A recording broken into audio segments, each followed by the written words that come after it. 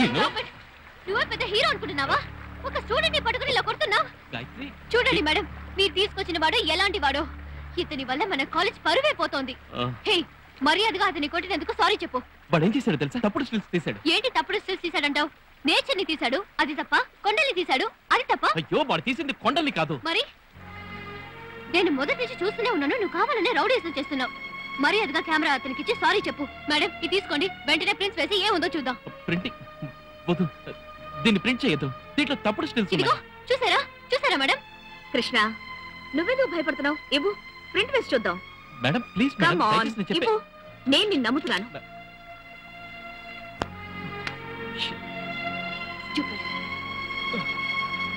Are you all right? We are really sorry for it.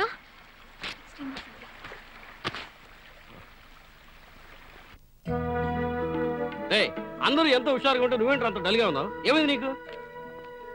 Boss, మా instruments అన్ని problem గా ఉన్నాయి, కొంచెం రిపేర్ చేసేస్తారా? ఎంత డబ్బైనా పర్వాలేదు.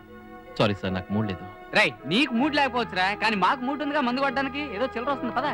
బాగా ట్యూన్ చేయ బాస్, గెలవాలన్న పట్టుదలతో ఉన్నాం. బాబా, మీరు పట్టుదలతో జుట్టు మీకున్నా గెలిచే అర్హత మాత్రం ఊటీ కాలేజీకే ఉంది. ఎందుకంటే క్వాలిఫికేషన్. అవునండి, అవును, అదిరిపోయి జలకించాను. గాయత్రి గెలవడానికి ఛాన్సులు ఎక్కువగా ఉన్నాయి. తన అన్నింటినీ చక్కగా ట్యూన్ చేసింది, తన హృదయాన్ని తప్ప. See you girls. ఇదిగోండి సార్, కరెక్ట్గా రిపేర్ చేశాను. ఇదిగోండి, మీ హెల్ప్ చాలా థ్యాంక్స్. వెల్కమ్. బావా, డైరెక్ట్ గా బార్కే.